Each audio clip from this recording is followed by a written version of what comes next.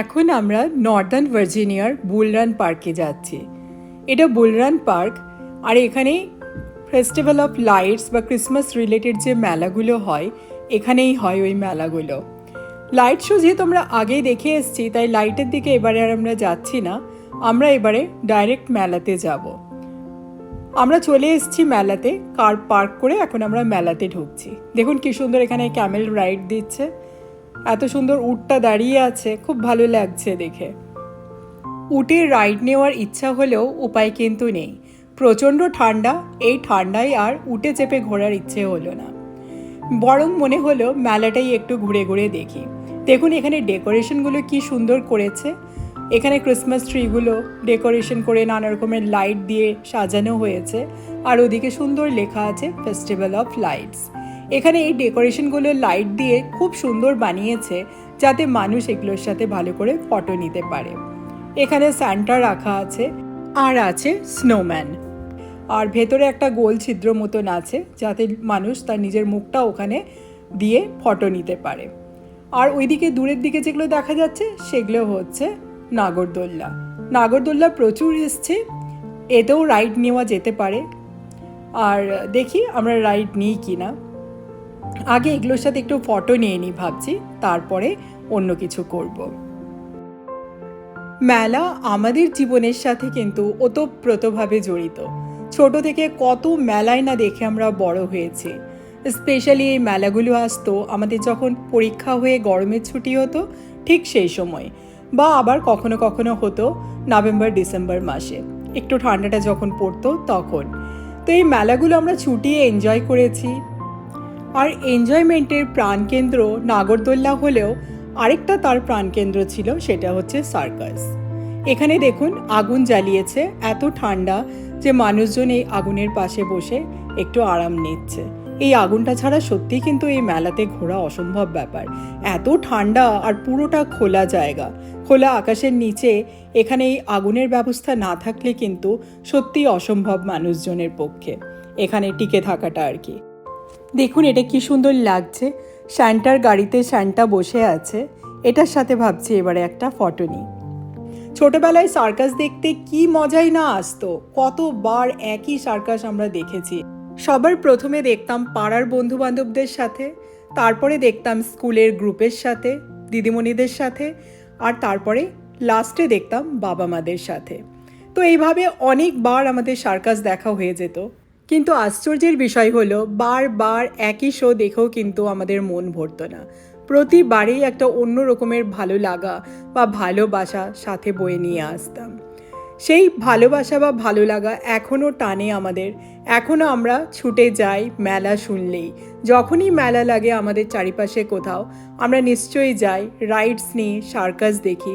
যদিও সার্কাস সব মেলার সাথে এখানে থাকে না, বেশিরভাগ ক্ষেত্রে শুধু রাইডস আর খাবার দাবারগুলোই থাকে। খুব বড় মেলা না হলে সার্কাসটা জেনারেলি পাওয়া যায় না। তবে ছোটোখাটো কিছু কিছু খেলা, যেমন আমরা ছোটোবেলায় দেখতাম বন্দুক দিয়ে বেলুনটাকে টার্গেট করে মারতে হবে, বা কতগুলো টিয়া পাখি, সাজানো টিয়া পাখি রাখা থাকতো, সেগুলোকে টার্গেট করে মারতে হবে, ওই সব খেলাগুলো কিন্তু এখানে আছে। ওগুলোও খেলে আপনি কিন্তু অনেক কিছু জিততে পারেন এখানে। আর এখানে আমাদের যে বড় রাউন্ড যে নাগরদোল্লাটা থাকতো, ওটাও কিন্তু এখানে সব জায়গায় প্রত্যেকটা মেলাতেই আমরা দেখি।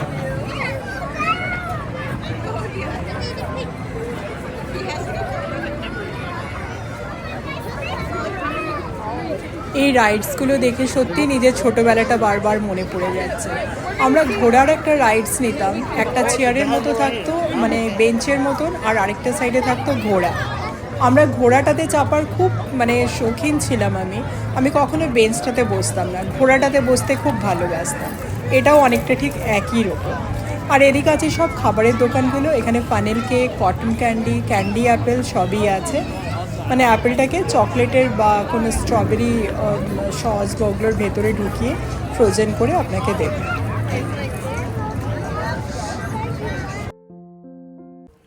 পপকর্ন এদের খুব প্রিয় খাবার, তাই এদের প্রত্যেকটা মেলাতে পপকর্ন কিন্তু থাকবেই। যতগুলোই মেলা দেখেছি পপকর্ন সব মেলাতেই থাকে এখানে। বা যেগুলো অ্যামিউজমেন্ট পার্ক হয় সেখানেও কিন্তু পপকর্নের খুবই চাহিদা, তাই প্রত্যেকটা জায়গায় পপকর্ন আপনি পেয়ে যাবেন এখানে। আর এগুলো সব খাবার চেয়ার টেবিল এখানে রাখা আছে, যারা খাবার নিয়ে খাচ্ছে তারা এখানে বসে বসে খাচ্ছে। আমাদের দেশের সাথে এখানে মেলার যেখানে আমি ডিফারেন্স খুঁজে পাই সেটা হচ্ছে খাওয়া দাওয়া। খাওয়া দাওয়া আমাদের ওখানে যেগুলো থাকে সেগুলো ভীষণই আমাদের জন্য লোভনীয় থাকে, আর এখানে কিন্তু ওই খাবার একেবারেই আলাদা। আমরা যেমন চাট, ফুচকা, চুরমুর, ডিমের চপ, ভেজিটেবল চপ, ঘুগনি এগুলো চুটিয়ে এনজয় করতাম মেলাতে, এখানে তেমনি এদের যেগুলো প্রিয় খাবার সেগুলো থাকে। যেমন ফানেল কেক থাকে, পপকর্ন তো থাকেই, তার সাথে হট ডগ থাকে, কটন ক্যান্ডিটাও থাকে যেটা আমাদের মেলাতেও থাকে। এটা একটা মিল বলা যেতে পারে। ইন্ডিয়ার মেলাতেও কটন ক্যান্ডি খুব পাওয়া যায়, আর এখানেও কিন্তু ভীষণ ভালো বিক্রি হয় ওগুলো। তবে আজ আর এখানে আমরা খাওয়া দাওয়া করব না, যেহেতু বাড়ি থেকেই খেয়ে বেরিয়েছি, একটু সন্ধে করেই বেরিয়েছি, তার আগেই খাবারটা খেয়ে নিয়েছি, তাই এখানে আর রাত্রেবেলায় কিছু খাবো না। ভিভানও কিছু খেতে চাইছে না, ওর ঘুম পেয়েছে বোধহয়, বারবার বলছে বাড়ি চলো বাড়ি চলো, কোনো রাইডসও নিতে চাইছে না, তাই রাইডস আর নিলাম না। এইসব রাইডসগুলো আর কি এখানে পাওয়া যায়, এগুলো খুবই ফেমাস রাইড এখানে, ইভেন ডিজনিতেও এইসব রাইডসগুলো আছে। আর এখানে একটা পপুলার ডিজনি রাইড যেটা টি কাপ অ্যান্ড প্লেট থাকে, তার উপর রাইডসটা হয় বাচ্চাদের।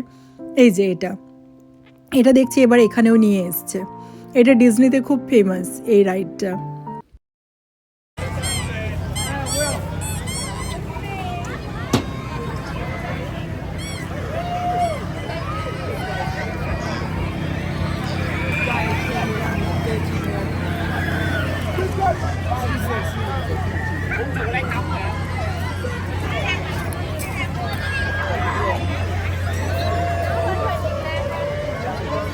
আমাদের জন্য যেমন দিওয়ালিটা হচ্ছে ফেস্টিভ্যাল অফ লাইটস, এদের জন্য ক্রিসমাস, নিউ ইয়ার এটা হচ্ছে ফেস্টিভ্যাল অফ লাইটস। এরা সব কিছু সুন্দর লাইট দিয়ে সাজায়। এই ফেস্টিভ্যালটার মানেই হচ্ছে ফেস্টিভ্যাল অফ লাইটস। নানা ধরনের লাইট, সব জায়গায় ডেকোরেশন করা। তো এটা এখানে একটা হচ্ছে আমাদের দিওয়ালির একটা অন্য রূপ আর কি। তবে আমাদের দিওয়ালির জন্য স্পেশাল হচ্ছে দিয়া, কিন্তু এখানে দিয়া টিয়া কেউ জ্বালায় না, এখানে এইসব ইলেকট্রিক লাইটগুলোই সব জায়গায় সাজানোর জন্য ইউজ করা হয়। খুবই সুন্দর এইসবগুলো লাগে দেখতে। আর দিওয়ালিও এখন ইউএসের একটা ফেস্টিভ্যাল হয়েই দাঁড়িয়েছে। দিওয়ালিতে এখন ইউএসের প্রায় অনেক স্টেটই ছুটি দেয়। আমাদের এই স্টেটে আগের বছর থেকে আমরা দিওয়ালির ছুটি পাচ্ছি, মানে ভিভানরা স্কুলে পাচ্ছে আর কি। তো দিওয়ালিও এখন এখানকার একটা উৎসব, এখানে ছুটি দেওয়া হয়, মানে এটাকে একটা ন্যাশনাল হলিডে হিসেবে ইউএসএতে ডিক্লেয়ার করা হয়েছে এখন। আর যেহেতু ইন্ডিয়ানরা এখানে অনেক বেশি সংখ্যায় আছে, ইন্ডিয়ান, নেপালি সবাই কিন্তু দিওয়ালি সেলিব্রেট করে। নেপালেও অনেক হিন্দু আছে যারা এখন ইউএসএতে আছে, তারাও কিন্তু দিওয়ালি আমাদের মতোই খুব গর্বের সাথে সেলিব্রেট করে। শুধু দিওয়ালিই না, ওরা আবার দশেরাও খুব ভালো সেলিব্রেট করে। তবে যাই বলুন না কেন, আর্দেন ল্যাম্প বা আর্দেন দিয়া, মাটির দিয়া যেগুলো আমরা ইউজ করি দিওয়ালিতে, আর তার সাথে শিল্পীর কারুকার্য করা নানা ধরনের কাজ সত্যি একটা আলাদা মাত্রা যোগ করে আমাদের দিওয়ালি উৎসবে। যতই ইলেকট্রিক লাইট হোক না কেন, আমাদের দিওয়ালি উৎসব ইনকমপ্লিট থেকে যায় মাটির দিয়া ছাড়া। আর এখানেও ইউএসএতেও এরা খুব প্রাউডলি বিক্রি করে। ওয়ালমার্ট বলুন বা আরও যেসব দোকানগুলো আছে ইউএসএর ফেমাস, ওরাও কিন্তু দিওয়ালির জন্য এখন সুন্দর আর্দেন ল্যাম্পগুলো বিক্রির জন্য রাখে। আমাদের মেলা টেলা ঘোরা হয়ে গেল, এবার আমরা বাড়ির দিকে এগোচ্ছি। আমার মনে হয় এখানকার মানুষজনও কিন্তু মেলার সাথে ওতপ্রোতভাবে জড়িত। এখানে এত মেলা বসে, বছরে 4-5 বার তো মেলা এখানে হয়ই। তো এখানকার মানুষজনও কিন্তু রাইডস নিতে বা মেলাতে ঘুরতে, মেলাতে খেতে খুব ভালোবাসে।